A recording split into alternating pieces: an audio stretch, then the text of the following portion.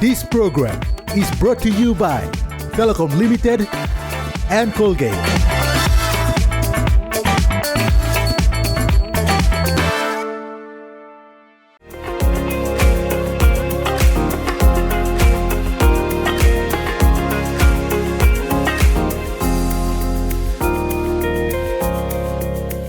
Hello everyone, thank you for joining me on another episode of Haus and Home. I'm your host for tonight, Jordan Dangi. Now Daisy is feeling under the weather, so don't worry, I'll be hosting for tonight. On tonight's show, we have Atlas Steel-PNG, and we talk to Dr. Mahlon at the Paradise Private Hospital. We also go to Jenny, where she'll be sewing for us. And we go to St. John Ambulance, where Alexander talked to us about day-to-day life of a St. John Ambulance officer. But now first, let's go to Atlas Steel. Hello everyone, we are here at Atlas Steel-PNG down at Baroni Housing Display Center. Now we're going to speak with Peter Brown, which is the manager here at Baroni. Now he's going to talk to us and speak to us and give us some insight on the houses that they provide here. Now let's go and talk to him.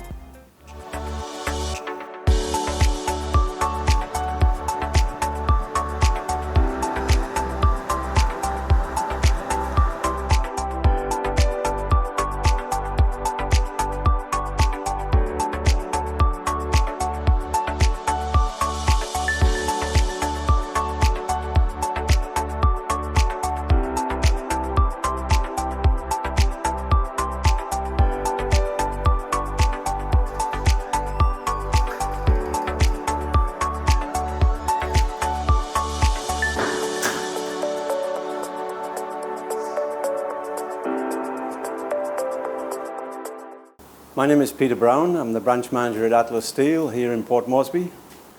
Yeah, Atlas Steel is one of the oldest companies, steel supply companies in Papua New Guinea. Traditionally we supply to the resource sectors as well as the government sectors and private individuals, building materials. In probably around about 2007, we realized there was a need within Papua New Guinea for steel-framed housing. So we were the very first company to import a machine from Europe, all the way from Italy, to run our steel frames for the housing. Back then we just supplied basic kits. We were the very first, but since then there's a lot of other companies come on board and copied what we do, and some are good, some are bad. We have a range of homes, from the very start of the market. We have homes that are available for 45,000 kina, just a 2-bedroom basic kit home, all the way up to really 4-bedroom, 5-bedroom, 6-bedroom homes right across the market. A kit home is, if you think of a children's toy, the Meccano set, it comes in a kit. It's like a jigsaw, and you put all the pieces together to build a house. So everything that you need for that house, all right up to the front door keys, we supply it. So like I said, back in 2007, we just supplied a basic kit. But then we realized a lot of people were struggling to get all the other parts that make up a home, make up a house. So how do you fit a house out? The walling, the flooring, the plumbing, the electrics. So now we offer a full kit home. So everything is included.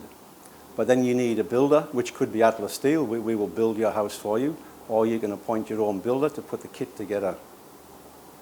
We looked at, back in 2020, just before COVID, we realized there was an opportunity for modular homes. We looked at what was being done in Australia, where companies fully build a house on their premises, and then they transport it to a site, to your home site, as a module. Now, depending on the size of the house, the module can be 1 module, it can be 2 modules, all the way up to 5 modules. And what happens there, we fully build the house here in our premises. It's a controlled environment, so the quality is guaranteed. Once we've built the house, we get you to the factory here, you inspect it, you're happy. We take it apart into 1, 2, 3, or 4 more modules. We lift it onto a truck, transport it to the site, lift it with a crane, and then put it all back together again. The beauty of that is it cuts down all the site building work. So all the rain, the wind, the elements, it's built here in our factory. It cuts down the site time, anything to between 3, depending on the size of the house, between 3 to 6 weeks construction work on site. And then you can move in, put your furniture in, and you've got a home. It was really heartbreaking to see some of the journeys that Papua New Guineans were on. Hard-earned money, they were investing in a house, and the house was falling apart within 2, 3, 5 years.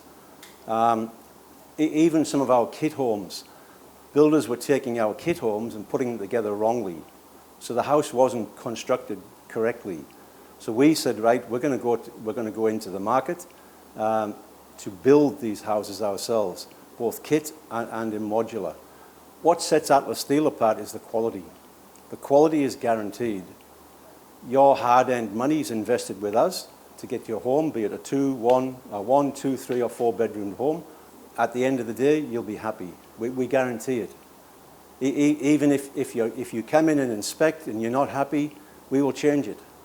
Our steel for the framing, for the skeleton of the house, is New Zealand steel. The cladding for the external of the house is again New Zealand steel, Colorbond. It's quality guaranteed.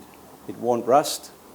It's guaranteed for 15 years if you use the Colorbond XRW. If you want to go a little bit more expensive, there's another product, Colorbond Ultra. That's guaranteed for 25 years. So you've got peace of mind. If you use the Atlas Steel to supply these materials, the quality is guaranteed, peace of mind is guaranteed. Why you should choose Atlas Steel is we're not just a home builder. We'll help you all the way along the journey, right from the early planning stages. We'll help you decide what is the best home for you, for your family, be it a 2-bedroomed or a 3-bedroomed. We will help you with the NCD planning application, which can be quite troublesome sometimes if you don't know what to do. We will also help you with the finance side of it. We will introduce you to the banks within PNG. We will walk you through the application process. If you get stuck or you're unsure, sometimes it's very hard to get in touch with the banks. We will help you. We will be the intermediary between you, the banks, and NCD or the building authorities.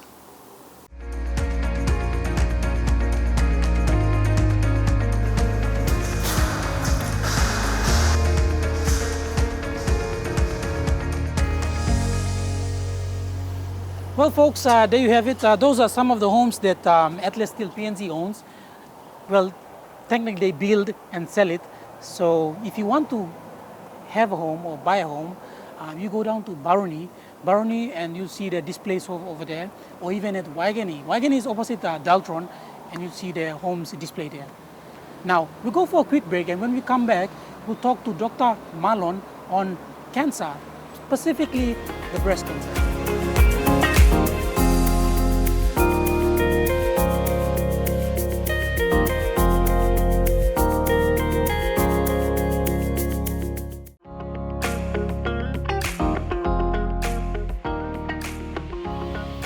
First up, breast cancer.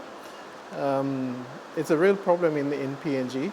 There's been a few studies, and I might say from the outset that we don't have really good figures as far as cancers and any other diseases concerned in PNG because of the shortfalls we have in record keeping. And there's been numerous attempts trying to set up breast cancer registries all over the country, but it hasn't really worked up to this point. And so I think there's been an initiative by the government in 2015 to set up a cancer policy to try and address some of these issues.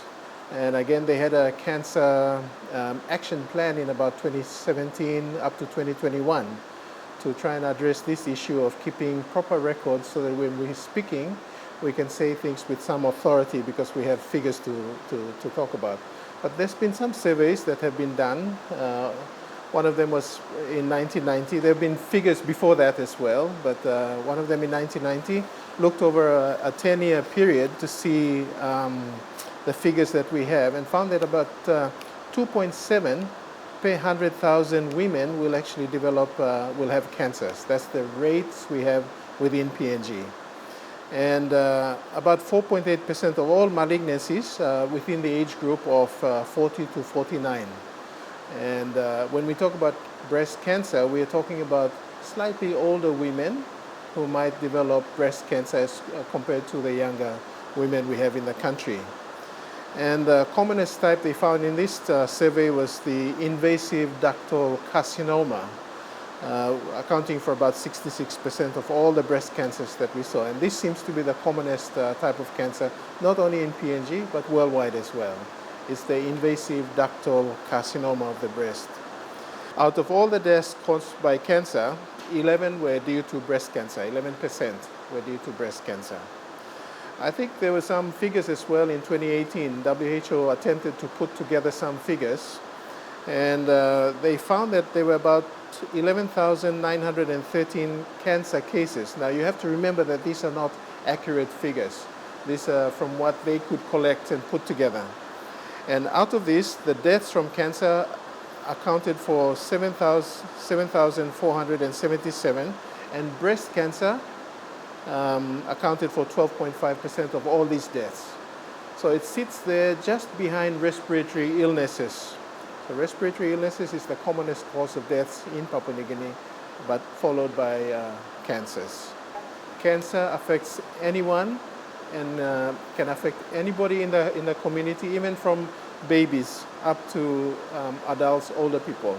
But when we talk about breast cancer, it affects mostly women, but there's about 0.5 to 1% of men that are affected as well with breast cancers. And when you look at the factors that actually cause cancer, there's a multiplicity of factors that actually cause breast cancer. But unfortunately for women, just the sheer fact that you're a woman and you have a breast will put you at risk of having cancer. And when there is advancing ages as well. So when you get older, your risk of developing cancer starts to rise. Not because there are some significant risk factors associated with this, just from the sheer fact that you're a woman and you have breast. Breast cancer can be genetic, but it will be, if you put it on a list, it will be somewhere down the bottom. But yes, there is an association with certain types of genes. So if you carry these genes, so people talk about the BRCA1, BRCA2, and there's another one as well that associated with very high rates of cancers. So yes, it is familial, but contagious? No, it's not contagious. So it's not like a communicable disease where you can, it transmits from one person to the other. In its early stages, breast cancer has basically no symptoms, so you wouldn't know, except that perhaps you might have a little lump in your breast. But as it advances, then you start having some signs that might show up. For instance, you might have a nipple discharge, you might have a lump to start off with, but we have to qualify this because about 90% of all lumps that occur in the breast are non-cancerous. It's only about 10% that are cancerous. But having said that, when there is a presence of a lump, you must have it checked out. Just to exclude the possibility of a malignancy or cancer. So, factors that might predispose you to having breast cancer, the risk factors, include things like smoking. So increasing age, as you get older, your risk of developing breast cancer starts rising, especially after the age of 40 years. So once you reach the age of 40, your risk of developing breast cancer starts rising. Obesity is a real issue we're having in our country at this point. And what we're seeing in our women, in our women population is that if you go on the streets and you just count, not a good thing to do perhaps, but if you just count the number of women who might be a little bit obese, we're finding that the rates are around about 60% of women in our community are actually obese. And so this contributes to this rise in incidence of breast cancers in our country. I think WHO some time ago had a look at this as well, and they did a projection to find out the number of cancer cases we were going to have in the future. So from 2012 we had about over 800 cases of breast cancer. By 2040, this was going to sit at about 2,700. So there will be a large increase in the number of breast cancer cases we're going to see, maybe because of some of these risk factors that we're not so careful about. Yeah. Harmful alcohol use. They've qualified this. Harmful alcohol use means that there is indiscriminate use of alcohol, not in a social context where you just have perhaps one or two. This is just abuse of alcohol. That's when you're going to have problems. Radiation exposure, those who work in airports and those who work in X-ray departments and so forth, you are at risk of developing breast cancer because of exposure to radiation. And some women actually have postmenopausal hormone treatment with estrogen and so forth. So estrogen increases your risk of having breast cancer as well. So yeah, it's basically a sad situation in our country when you talk about breast cancer treatment. POMGen has a cancer treatment facility where they offer chemotherapy, but there is absolutely no radiotherapy in the country at this point. So we basically refer, or patients just go home to die. The thing to do, I guess, the message to take home is that if you have the ability to detect things earlier, do so. Things like self-breast examination. You can examine your own breast, see if there's a lump, and have that lump checked out. And remember I said 90% of the time, breast lumps are non-cancerous. It's only about 10% that might turn out malignant, but you still need to have that checked out. Well, ladies and gentlemen, those are very insightful information by Dr. Mahlon. Now we go for a quick break, and when we come back, we'll join Jenny, where she'll be doing some sewing.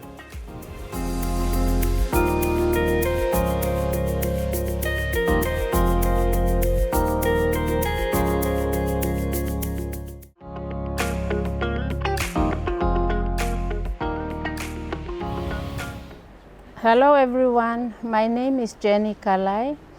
I own a shop at the Unity Mall, J&V's Needlework, which is shop number 73. Today I will be showing you on how to sew a little tote bag. First of all, I will be putting the floral fabric for decoration at the end of the bag. So I will have it sewn on the bottom of the bag first. Just top stitch the decoration at the bottom of the bag first to both pieces of the bag.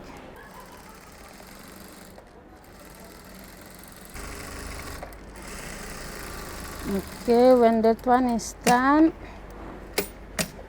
okay, then I will put the two pieces together, right to right. If you don't have a overlocker, you can do a French seam to hide the raw edges of the bag. So I will do the French seam at the bottom of the bag.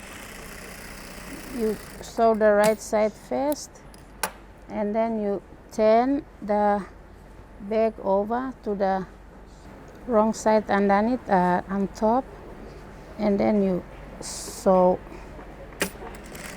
it up again 1 centimeter away from the edge.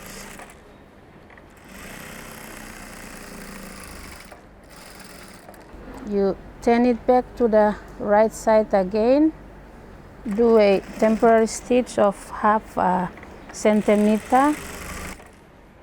Okay, when that one is done, you turn the bag inside out.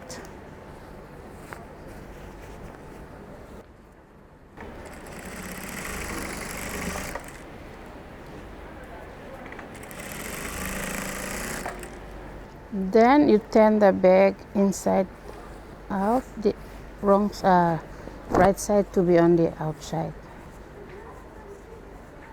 Okay, I'm folding in 1 centimeter, preparing the hem of the bag to insert my handle for the bag. You sew all the way to the end. Okay. The measurement for the handle of the bag, the length is 70 centimeters and the width is 6 centimeters. I am putting the two fabric pieces together, the plain and the floral, with the wrong sides facing. And then I will stitch it up on both sides, lengthwise. The allowance is 1 centimeter on both sides, so you'll be left with 4 cm width of the handle.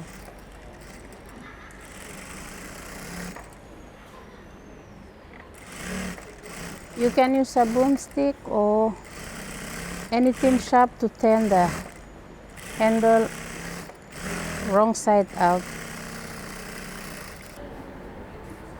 Okay, make sure the edges are out. Stitch the both ends of the handle to make it flat and ready to go to be sewn onto the bag. Okay, firstly I will get the center of the bag, the mouth of the bag, get the center, put a chalk mark, and from the center out 6.5 centimeters. I do it to the other side and I apply the same to the other side of the bag. 6 centimeters away from the center, that's where I will insert the handle for the bag. When you approach the second mark, you insert the other handle in. I will sew all around. Okay, so my tote bag is complete. You can make one in less than 5 minutes. Thank you for having me on the show. I hope you will try out a tote bag at your homes. If you want more of my sewing services, you can come down to Unity Mall and visit me at shop number 73. Thank you, Jenny, for that wonderful tote bag. Now we go for a quick break, and when we come back, have you ever wondered how St. John Ambulance, do their day-to-day work? We're going to speak to Alexander on their day-to-day work.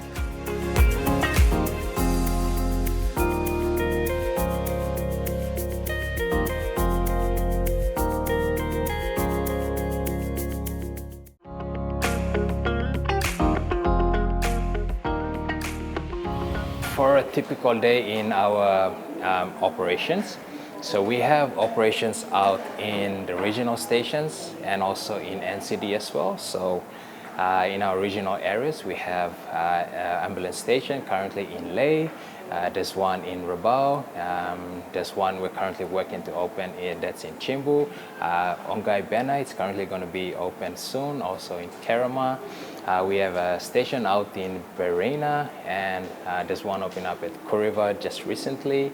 And finally, there's one, an ambulance team down in Kupiano as well. So what just stating all the ambulance stations out in these regional areas.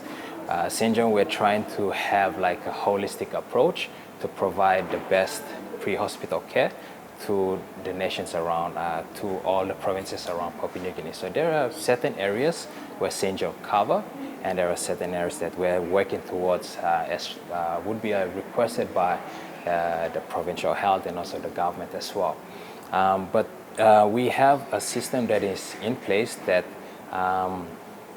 that works very efficiently, and it is well coordinated. So when someone calls for an assistance around the service St. John coverage area, we have a team of highly trained professionals, highly trained clinicians that are ready and are on standby to go and service the people around our nation. So in a typical day, an ambulance officer and our National Operations Center staff members wake up around 6 a.m., but before they probably wake up around 4 a.m. in the morning. We tend to get picked up with our teams. We come to base, and from there we kick off with our checklist, our parades. Also we have, with our ambulance officers, they go through the pre-checks of the equipments. So there are different equipments in the ambulances. They check the vehicles as well. They get handovers from the team, the outgoing team that just finished a shift. So a typical shift for us, it is a 12-hour shift. So we have the 6 to 6 shift and the 9 to 9 shift. And for regional centers, we have the 6 to 6 shift, but they do work on call during nights as well. So it does get hectic at times. It does get busy for us. An AOC manager, I feel proud that every day I come for shift, every day I come for work, and I see these amazing people doing the amazing things that they do. It's like that's just enough motivation for us to keep on doing what we're doing. And we've been running the service for over some years now, and it is well over some decades. And working in this state-of-the-art facility, and as we're advancing into the other centers as well, it is very exciting for us to look forward to these services that we're trying to bring to the other provinces as well. So we have the aeromedical services. So when our ambulance cannot reach those centers, we have our medevac team that goes out and closely work with the PHA and also the National Airports Corporation and the team there to set up like a flight for us to ensure that we are reaching out to people that cannot be serviced, And at the end of the day is no matter where it is, no matter what time, wherever the location is, it doesn't matter. We always give our best to the people that we serve.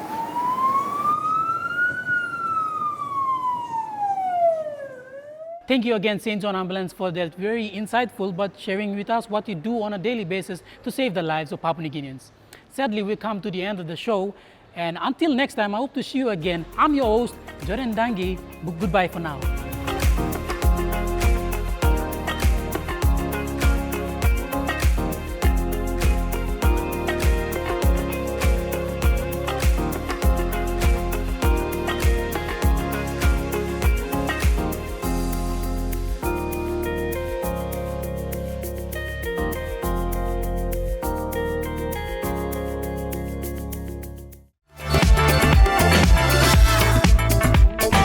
This program was brought to you by Telecom Limited and Colgate.